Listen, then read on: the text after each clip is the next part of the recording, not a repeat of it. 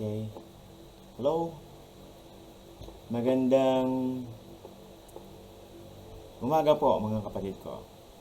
Okay, muli po ay araw ng Miyerkules at muli ay tayo po ay makikinig ng kapahayagan ng Diyos. At salamat sa Diyos na maging bahagi po muli ang inyong lingkod upang maging instrumento na kanyang salita po ay maibahagi sa bawat isa sa atin sa araw na ito. Okay, so sa ating pong pagpatuloy ay ang pamagat po ng ating pag-aaralan o ng salita ng Diyos na mensahe ng Diyos ay pinamagatan pong maintenance of salvation. Okay, at ang text po natin ay makikita sa James chapter 2 verse 20 and 26. Sabi po doon, "But do you want to know, O foolish man, that faith without the works is dead? For as the body without the spirit is dead, so faith without works is dead also." At ang team po natin ay His faith and His work working together. Amen? Kaya samahan niyo po ako sa isang maikling panalangin. Panginoon, muli sa oras na ito ay nagpapasalamat ako na muli mo akong gagamitin upang maging instrumento na ang mga salita mo ay maipahayag sa aking mga kapatid. Salamat sa pagkakataon na ako ay binibigyan mo, Panginoon, at ng kalakasan at karunungan na ang mga salita mo nga po ay maibahagi. Salamat at we pray and I pray na patuloy ka sumama sa amin, Panginoon. Gamitin mo ang lingkod mo, O Diyos. Mightily, sa oras na ito, hinihingi ko ang iyong karunungan. Huwag nawa ang karunungan ko, kundi karunungan mo ang siyang maihayag sa oras na ito. At I pray na patuloy kang mangungusap sa mga kapatid ko na makikinig ng mensahe mo sa umagang ito. Maraming salamat, O Diyos. Patawarin mo ako sa lahat ng aking kahinaan, Panginoon, na aking kasalanan. Sa pangalan ni Jesus, ito ang aking dalangin. Amen. Amen. So magandang umaga po muli mga kapatid ko. Okay, so tayo po ay magpapatuloy na. Okay, muli po ay babanggitin ko o babasahin ko yung ating title na mensahe ng Diyos na pinamagatan pong Maintenance of Salvation. Okay, hinaghanap ako ng meaning kung ano ba ibig sabihin ng maintenance. Okay, at ito po yung nakita ko. Sabi doon, maintenance, the process of maintaining or preserving someone or something, or the state of being maintained. Okay, sabi pa dito, maintenance is the act of maintaining. The basis of maintaining is to keep, preserve, and protect. That is to keep in an existing state or preserve from failure or decline. Okay, so bakit po ba mahalaga ang maintenance? Okay, kahit sa atin pong kalusugan, mahalaga po na meron tayong ini-apply yung maintenance, di po ba? Kung may vitamins ka, ini-advise ng mga doktor na tayo ay mag-take ng mga vitamins. Maintenance, para mapalakas natin ang ating katawan. Lalo na sa panahong ito na talagang sobrang napakadelikado. Hindi natin alam kung sino, saan, di ba? Pero alam nating kahit saan tayo pumunta ay mayroong panganib na nag-aabang. Amen. Salamat na lang po talaga at meron tayong Diyos na nag-iingat sa bawat isa sa atin. Okay, so mahalaga yung maintenance. Kahit sa ating pananampalataya, O let's say mag-focus tayo doon sa salvation. Kailangan din pong meron tayong maintenance na ginagawa. Amen? Katulad po ng sabi ng salita ng Diyos sa Ephesians chapter 2 verse 8 to 9. Ang salvation po ay ibinigay sa atin ng libre. Nasa sa atin na. Ibinigay na sa atin eh. And since nasa sa atin na, anong dapat natin gawin? Wala ba tayong dapat gawin? Meron tayong gagawin. Aalagaan natin to.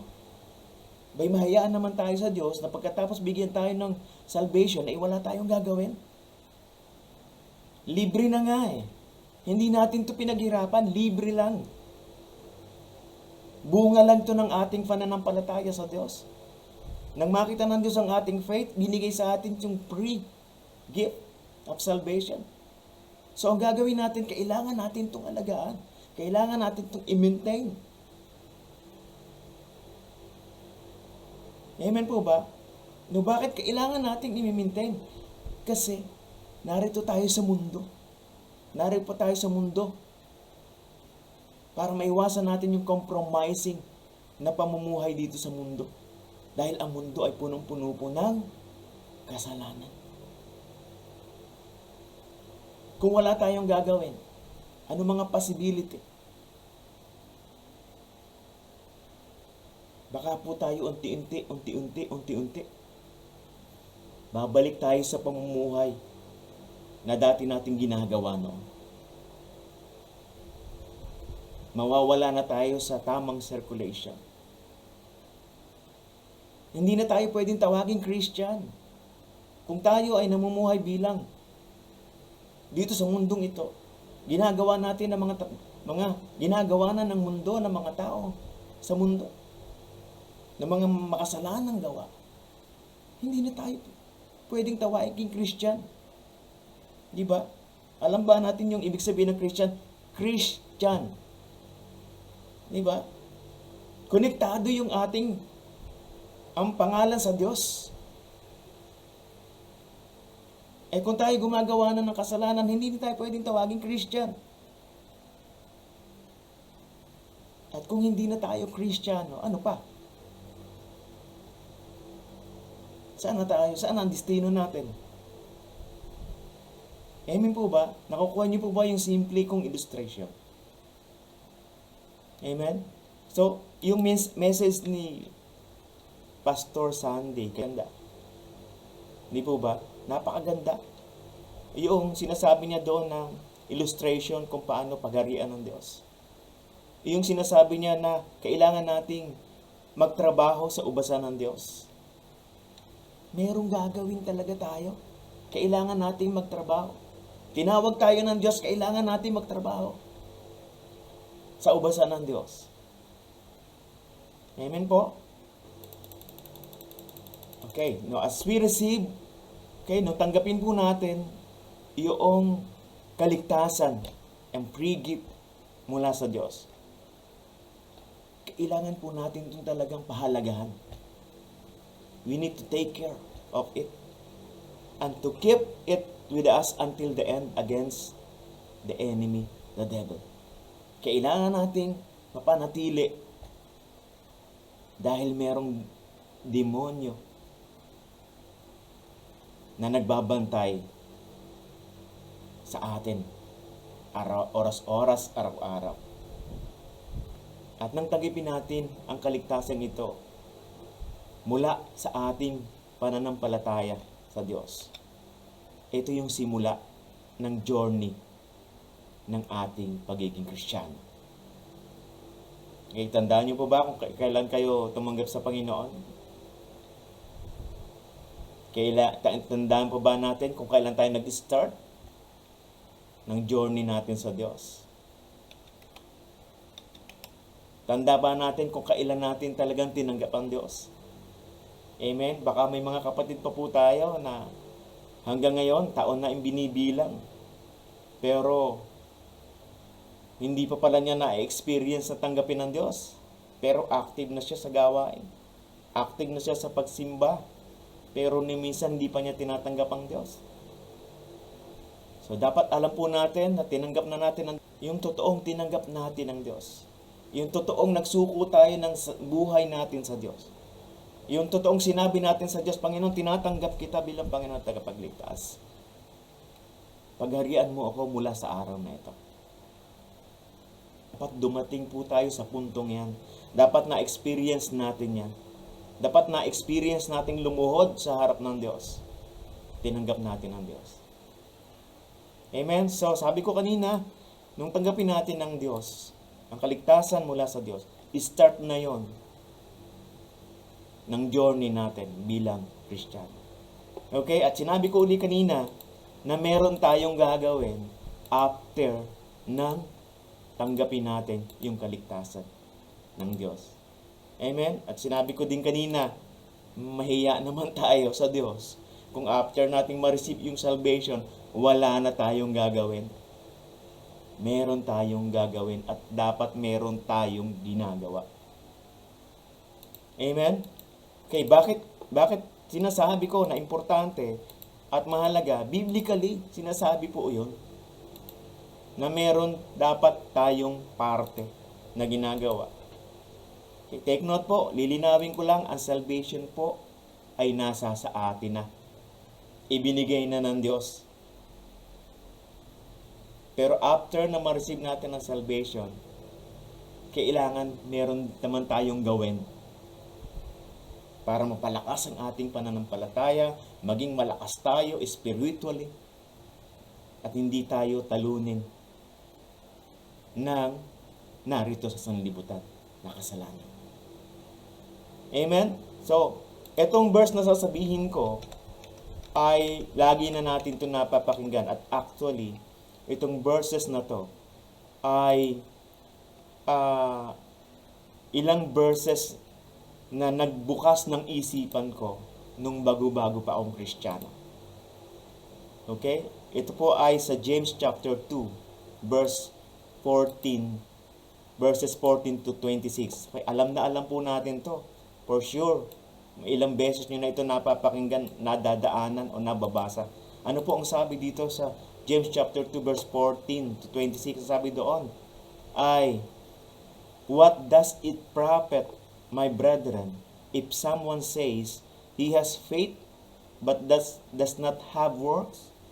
Can faith save him?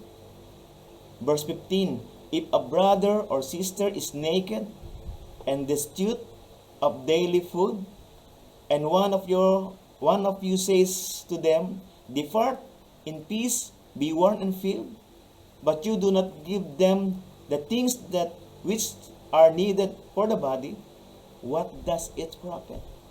Does also faith by itself, if it does not have work, is dead? Diba? Kaya napakahalagang meron tayong gagawin. Mahalagang meron tayong gagawin. Amen. Ano pa po? Ang sinasabi sa verse 18. Sabi doon, but someone will say, you have faith and I have works. Show me your faith without your works, and I will show you my faith by my works. You believe that there is one God? You do well. Even the demons believe and tremble. But do you want to know, O foolish man, that faith without works is dead?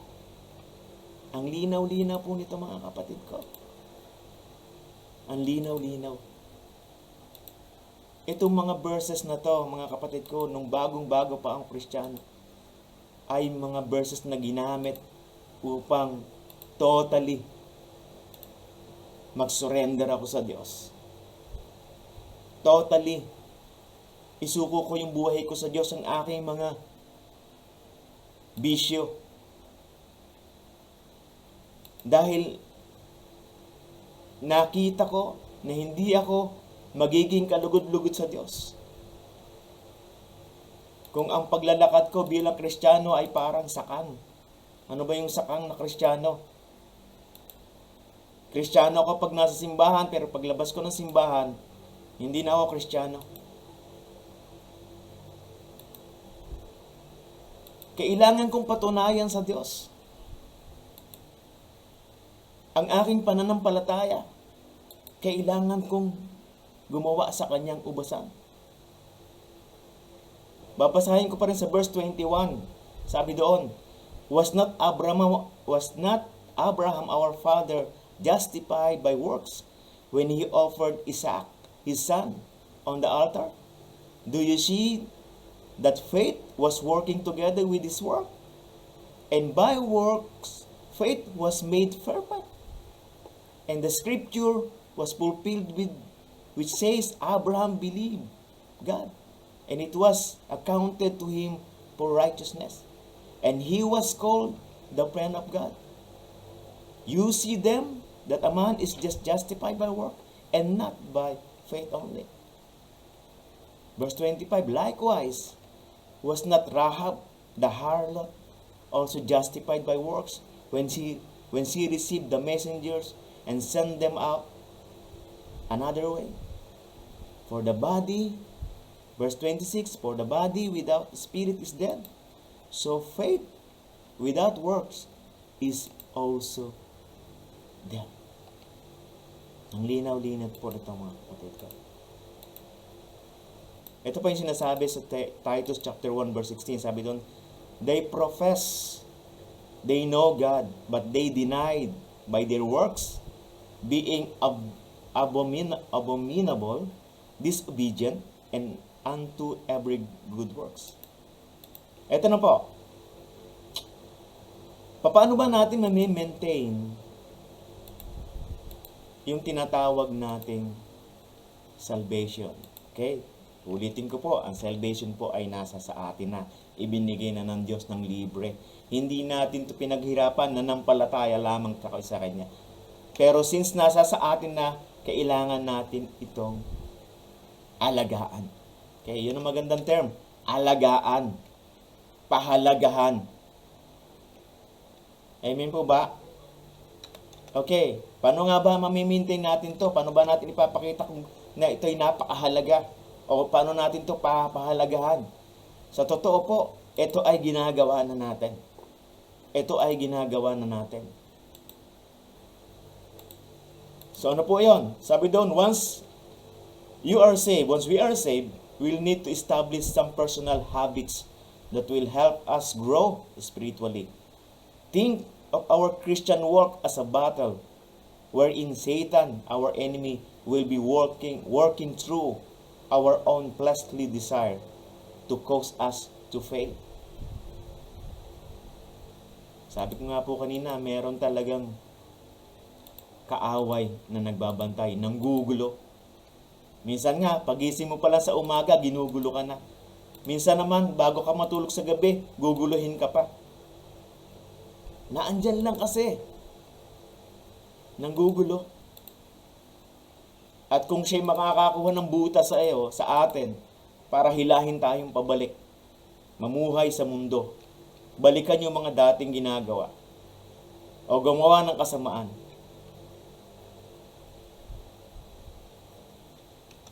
kaya po importante yung ating sinasabing maintenance. Okay, so ano nga po ba yun? Bibilisan ko po kasi medyo marami-rami ito. Uunahin po natin, sabi doon, ito yung basic. Actually, basic nga po ito eh. Actions. Basic action, ano ba ang term natin gawitin? Action, works, obey, follow. Yun yung mga term na kasing katulad ng action. Okay? We can help us create habits that will help us strengthen our stand against the enemy. Okay? Ito ay related po ito sa James chapter 2 verse 14 to 26. Okay, number 1. 10 po ito, 10, pero bibilisan ko para matapos po tayo ng mabilis. Number 1 na action na dapat natin ginagawa ay nang magsimula na yung journey natin, after natin tinanggap ang Panginoong Jesus, after nating ma-receive ang salvation, una nating ginagawa dapat ay make a confirmed commitment to keep God first to keep God first in our life forever. Ginawa na ba natin to, mga kapatid ko? Natatandaan nyo ba kung kailan tayo, o kailan kayo nag-commit ng buhay sa Diyos? Yung ikinumit mo na yung sarili mo sa Diyos, yung sinabi mo, Lord, mula sa araw na ito, baguhin mo ako. Sinusurrender ko sa iyo ang aking lahat ng kahinaan, aking bisyo, yung mga bagay na hindi ka lugod-lugod sa iyo. Commitment. Ang sabi sa Mateo chapter 6 verse 33, ang sabi po doon, seek ye first the kingdom of God, and all these things shall be added unto you. May pagpapala. Pero unahin natin pagharian tayo ng Diyos. Number 2, start each day with prayer. Amen? So araw-araw mayroong nangyayaring panalangin po ayon sa ating programa ng ating iglesia. Ano po yun? Yung nanyanalangin tayo tuwing 12 ng katanghalian at 7 ng gabi. At meron pa tayong, of course, ng mga personal prayer time natin. Amen? Malimit ako kapag nananalangin ay nakaupo ako doon sa upuan ko doon sa aming grahe. At ako ay nakatingin doon sa ibon na aking inaalagaan. Meron po akong ibon na inaalagaan. At habang nakatingin ako doon ako lagi nagsisimula ng meditation. Doon ako nagsisimulang kausapin ng Diyos. Doon ako nananalangin. Yun yung aking upuan na every time na uupo ako doon, laging nangungusap sa akin ng Diyos. Start each day with prayer. Bakit mahalaga to? Para ihanda tayo ang ating mga sarili sa panibagong battle na possible nakakaharapin natin yung araw na yon. Kasi meron nga tayong kaaway. Amen po ba? Kaya sabi doon, start by talking to God in the morning and communicating with Him often throughout your day. Amen po. Nakuha niyo po yung ibig sabihin. Mahalaga yung pananalangin natin. Aside from, meron tayong regular na ginagawang pananalangin. Okay, number 3. Take time to read our Bible. Ang Bible ko po ay mapakalaki. Ito yung computer ko. Hindi na ako mahawak ng Bible na hard kasi napakaliliit nung nakasulat. Dito sa Bible ko na computer ko may malaking screen, basang-basa ko kapag nag-open ako ng website ko, ng Bible ko na nasa website. Okay? Sabi doon, take time to read our Bible. Okay? Number 3 po ito. Ito po yung number 3 na action na ginagawa natin. Okay? Sabi po doon, this is important because the Word of God serves the same purpose as food does to your physical body. When you don't read your Bible, it is like skipping a meal. Your spiritual man becomes weak and you begin to lack the strength you need to fight against Satan, our enemy. Yung totoong-totoo. Ano ba ang panglalaban natin sa Diablo? Ano ba ang panlalaban natin kay Satan? Kung wala tayong alam sa salita ng Diyos, kailangan natin merong araw na pagbabasa. Each day, ang sabi nga doon, each day sa pagbabasa. Ako nga po, pag nagbukas lang ako ng Facebook, naka-plus na doon sa aking wall ang salita ng Diyos. Doon pa lang nakakabasa na ako. Nakakapagsimula na ako mag-meditate. Okay, so number 3, number 4 na po tayo. Number 4, sabi doon, attend worship services regularly. Ito, kahit panahon nga ng pandemic, pero meron tayong service regularly. Di ba? Umaattend tayo nito. Di ba? Ang question lang dito is, Kung umaatin tayo, umaatin ba talaga tayo? Baka andun tayo pero lumilipad naman ang ating isip. Sayang yung time, sayang yung panahon na umatin tayo ng gawain pero pagkatapos na umatin natin ng gawain, parang walang nangyari. Mahalaga yung serious nating ginagawa ang pag-attend natin ng service. Amen? Yung present tayo, yung isip natin nakapokus doon. Gawin natin ito kasi bahagi ito ng buhay natin bilang Kristiyano. Bahagi ito ng ating pagtatrabaho sa ubasan ng Diyos. Ang tayo sumamba, ang tayo mag-worship sa Diyos ng totoo. Amen? Sabi doon, salvation is the experience of being born into God's church. Once you are saved, once we are saved, sabi niyo, you need to be placed into a local body where you can become active in the work of God. Diba? Kaya, itong church kung saan inilagay tayo ng Diyos,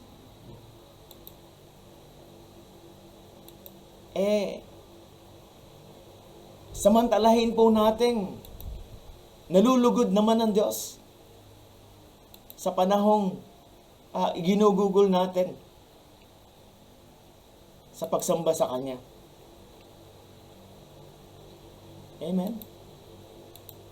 Kaya ano pa? Number 5, stay active in the work of God. Okay? Stay active in the work of God. Stay active in the work of God. Ano ba ang sabihin nito? Kasi maraming panahon o maraming oras, for sure, na tayo ay nagiging busy sa maraming bagay. Diba? At huwag or tandaan po natin na kung merong bagay na mahalaga o mas mahalaga, walang iba kundi po yung tayo ay maging active sa Diyos. Diba? Sabi doon, staying busy for God is an excellent way to keep from falling prey to Satan's snares. Number 6, sabi doon, study your Bible on regular basis. To study your Bible on regular basis. So, iba pa ito doon sa meron tayong nagbabasa tayo. Ito ay sinasabi dito, study. Ibig sabihin, may kasama dito yung meditation. At kapag tayo po ay humihingi o nag-aaral na salita ng Diyos, huwag natin kalilimutan na humingi ng wisdom from the Holy Spirit para po maintindihan natin yung binabasa natin. At hindi natin magagamit yung sarili natin pangunawa, kundi yung Holy Spirit ang magbibigay sa atin ng kaalaman, magpapaunawa sa atin doon sa nababasa natin. Amen? Hindi natin kailangang pigain ang utak natin para maintindihan natin because there is and we have Holy Spirit na magtuturo sa ating maintindihan yun. Number 7 na po tayo doon sa action. Okay? Always walk in the light that God reveals to you. Okay? Always walk in the light that God reveals to you. Okay? Bakit po sinasabi na kinakailangan nating lumakad sa liwanag na sinasabi ng Diyos o itinuturo sa atin ng Diyos? Sabi doon, from time to time, in our Christian walk, God will show us certain things that we need to take care of it or to take care of in our life. Sabi doon, This is for our own good and will only work to draw you closer to Him. Halimbawa,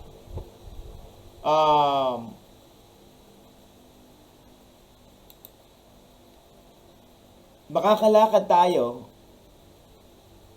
o masasabi tayong liwanag sa mundong ito kapag merong nababago sa ating buhay. O pag sinabi ng Diyos, hindi tama itong ginagawa mo. Okay, let's say, yung pananamit ko hindi tama. Kung hindi tama, yung pananamit ko, sabi ng Diyos, para ako'y maging ilaw ng mundong ito, hindi ko kailangan magsuot ng mga nakakatoksong suot. Tama ba? Eh kung sasabing ako'y Kristiyana, pero kung ang suot ko, naglalakad ako sa kalye, na ang suot ko ay parang nanunukso. Paano ako magiging ilaw? Paano ko makikita nga ako'y binago ng Diyos?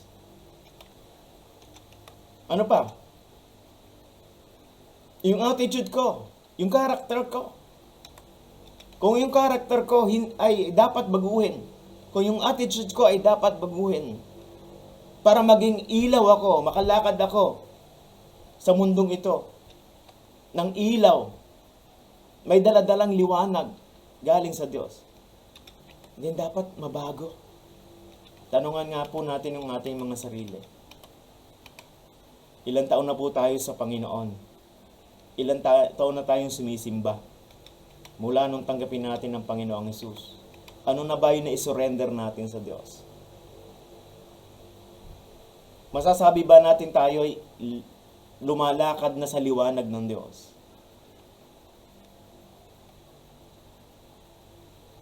Napapansin ba ng mga kaibigan natin, ng mga kasamahan natin, na tayo ay iba sa kanila? O, kapag sinasabi natin, ipinapakilala natin tayo Kristiyano, ay titingnan tayo mula ulo hanggang paa. At sasabihin, hindi halata. Masakit tanggapin. Actually, parang nasabi ko na ito nung nakaraang message ko. Masakit tanggapin yung ganong salita mula sa mga taong hindi naniniwala sa Diyos. Yung sasabihin, akala ko born again ka na. Na-experience ko po yan. Nung bago-bago lang ako. Amen? So, dapat may nababago. Hindi tayo pwedeng lumakad sa mundong ito. Nasasabihin natin tayo ay Kristiyano, pero meron tayong daladala o ang ginagawa natin ay hindi ayon sa sinasabi ng Diyos o sa kalooban ng Diyos. At mangyayari ito kapag tayo ay mangyayari na merong mababago sa buhay natin kapag na isurrender o isinurrender natin totoo yung ating mga sarili sa Diyos. Okay, ulitin ko po yung tanong. Na isurrender na ba natin yung ating mga sarili o minsan ba'y sinabi na natin sa Diyos na isinurrender na natin yung ating sarili sa Diyos? Ang ating mga kahinaan, ang ating mga ginagawang mali, yung ating mga kasalanan, yung ating mga nakasanayang gawin na hindi kalooban ng Diyos.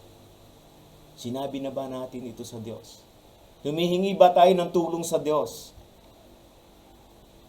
Para yung mga kahinaan natin bumabalik-balik nagagawa ay hindi na maulit ng paulit-ulit. Kasi kung ang ginagawa natin ay paulit-ulit na, ibang usapan po yon. Ini-enjoy na natin yung ginagawa natin na kasalanan kasi kung paulit-ulit na eh. Amen po? Okay, sunod. Number 8. Okay, number 8 na po tayo. Sabi doon, choose new Christian friends. Okay? Ang ibig pong sabihin nito ay kapag ikaw ay Kristiyano na, Okay? Nung tinanggap mo ang Panginoong Jesus, Kristiyano ka na, natanggap mo na yung kaligtasan mula sa Diyos, mamuhay ka, nakasama na ang mga Kristiyano. Amen? Ang danger kasi, kung bakit, nung tanggapin mo ang Panginoong Jesus, at sinasabi mo sa mga kaibigan mo, na unbeliever, na ikaw ay Kristiyano na, ikaw ay born again na, pero dahil ikaw ay nagsisimula pa lang, mahina ka pa lang, kahit sikapin mong sila'y dalhin sa Panginoon, wala ka pang sapat na kakayahan, wala ka pang sapat na dunong upang madala mo sila, wala ka pang may papakitang patotoo para ma-encourage mo sila. Kung kaya habang nananatili kang kasama kanila, mararamdaman mo at malalaman mo na ikaw pala'y kasama na rin nila kahit saan sila pumunta. Gumagawa ng kasalanan, gumagawa ng kung ano-ano, kasama ka na rin. Bakit? Na-influensyan ka na uli eh. Amen? So anong dapat mong gawin? Kung bago kang Kristiyano, ang gawin mo, sumama ka sa mga kapwa Kristiyano na. Makipagkaibigan ka sa mga kaibigan, sa mga Kristiyanong ito. Sila ang bago mong pamilya, sila ang bago mong Kristiyano, bago mong kaibigan, makisama ka sa kanila. Sila na ang gawin mong best friend. Dahil totoong sila ang magiging totoong best friend mo. Amen? At kapag handa ka na, ready ka na, then balikan mo sila. Actually, kapag nakita ng mga kaibigan mo na marami nang nabago sa lifestyle mo, na hindi ka na gumagawa ng dating ginagawa mo, makamundo, makikita nila yon at magtataka sila. One day, sasama rin sila sa iyo.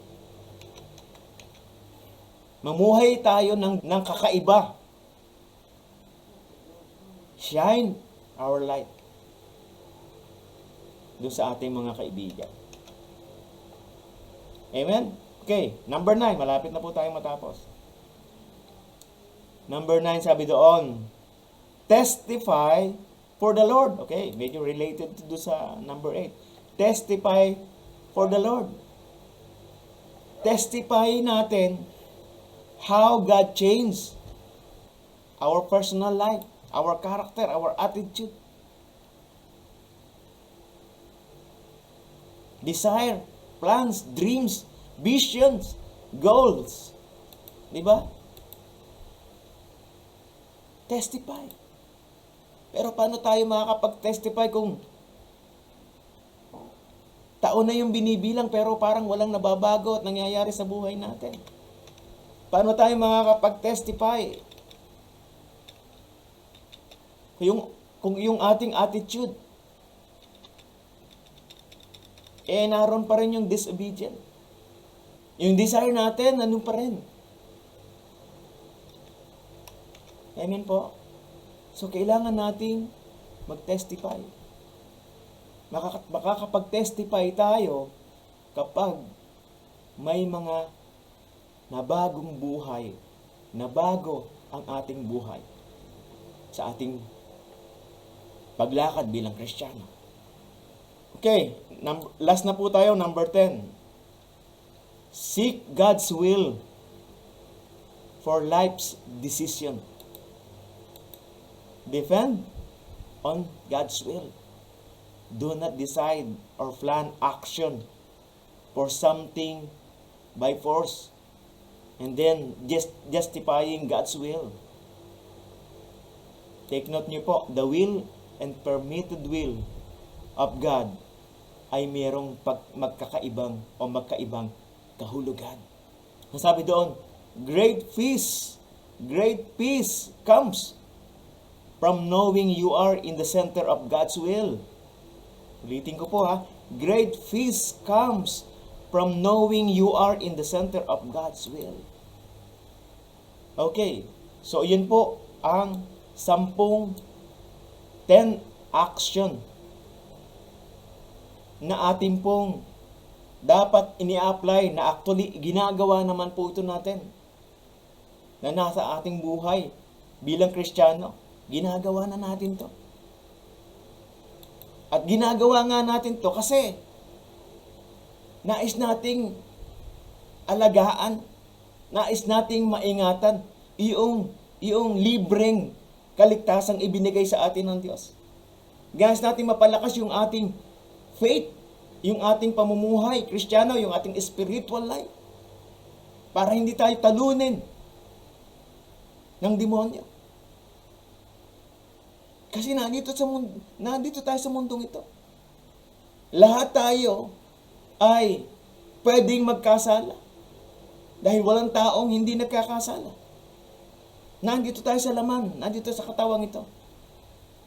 At kapag ang tao ay nagsasabing hindi siya nagkakasala ba? May problema. Amen po. So, mula sa ating pananampalataya ay ating ginagawa at ina-apply yung ganitong mga actions sa ating pang-araw-araw na buhay para ma-maintain natin yung ating spiritual na buhay ay malusog at malakas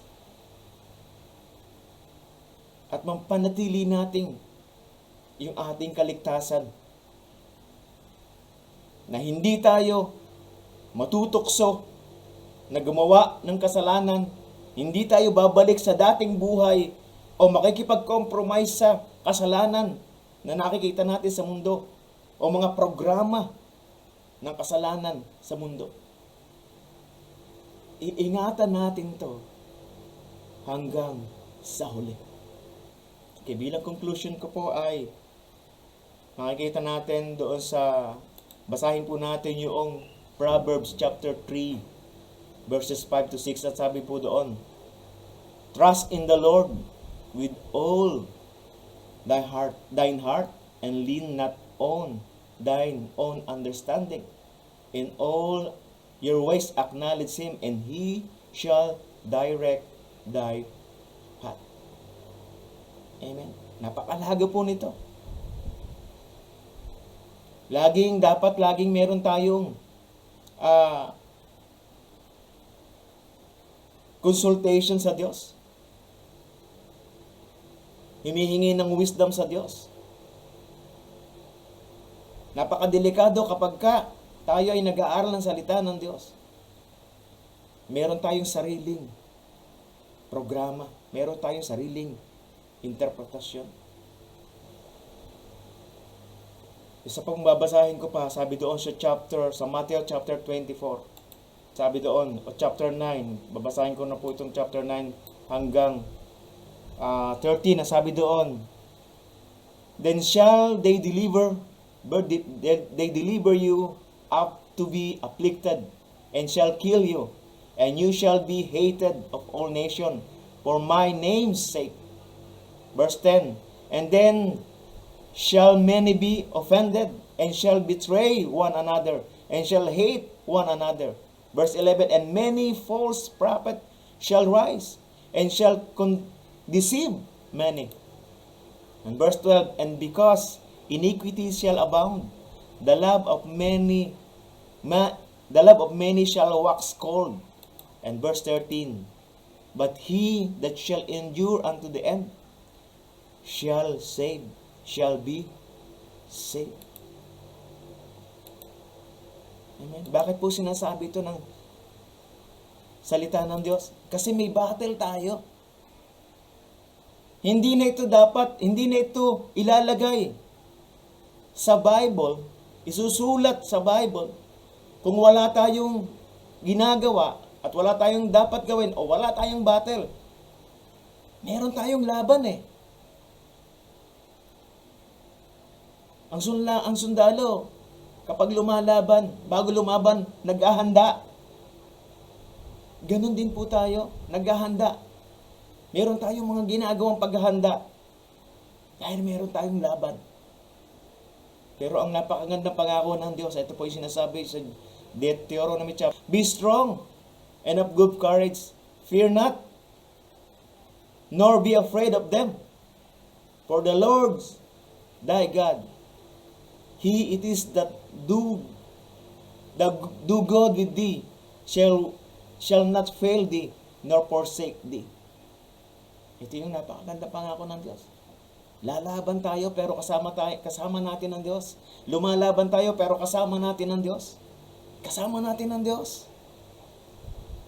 So kahit anong laban na kaharapin natin, kung kasama natin ang Diyos, tayo po'y mananagumpay. Tayo po'y mananagumpay. So yun po yung mensahe ng Diyos kung bakit napakahalaga ng maintenance na i-apply natin sa ating kaligtasang tinanggap na natin mula sa Diyos. Amen? Palakasin ang ating pananampalataya, maging malusog ang ating spiritual life. Amen? Para hindi tayo talunin kahit anong battle ating daraanan sa mundong ito. Amen po?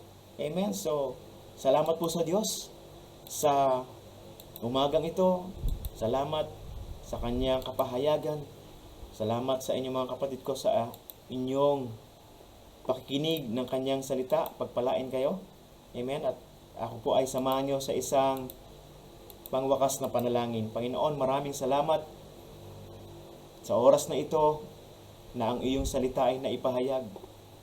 Salamat, Panginoon, sa iyong revelation. I pray, Lord, na ang iyong mga salita na amin pong napakinggan sa umagang ito ay nagsilbing kalakasan, nagsilbing nagbigay ng kaalaman na maging maaalala sa panahon, lalo na sa panahon na kailangan naming lumaban. Salamat sa iyong mga salita na nagpapaalala sa amin na kami ay mayroong dapat gawin sa iyong ubasan. Na mayroon dapat kaming ginagawa bilang mga Kristiyano upang ang iyong gift na libreng kaligtasan ay manatiling hawak namin, Panginoon. Manatiling hanggang sa huling sandali ng aming buhay. Salamat. Salamat, Panginoon, sa iyong wisdom na itinuro. We pray na patuloy kaming maging malakas at hindi magtagumpay ang diablo sa aming mga buhay. Hindi magtagumpay ang diablo sa kahit anong promotion, kahit anong deceive na ginagawa sa aming buhay. Salamat, Panginoon. Maraming salamat. Pagpalain mo ang bawat isa sa amin, Panginoon. At ikaw lamang ang patuloy naming itataas, patuloy naming pasasalamatan, yung glory sa aming buhay, Panginoon. Salamat. Ito ang aking panalangin sa pangalan ni Jesus. Amen. Amen. So, maraming salamat po mga kapatid ko. Kumusta kayong lahat? Nawa ay kayo ay patuloy na nasa mabuting kalagayan at panatili po tayong nagkakaisa sa pagsunod sa kalooban ng Diyos. Patuloy na meron tayong unity sa ating pananampalataya sa Diyos. Amen? So patuloy po mag-iingat tayo. Lalo na kung tayo po ay lumalabas, patuloy po tayo mag-ingat at manatili, manalangin sa Diyos. Amen? So maraming salamat po and glory to God. Glory to God. Bye-bye.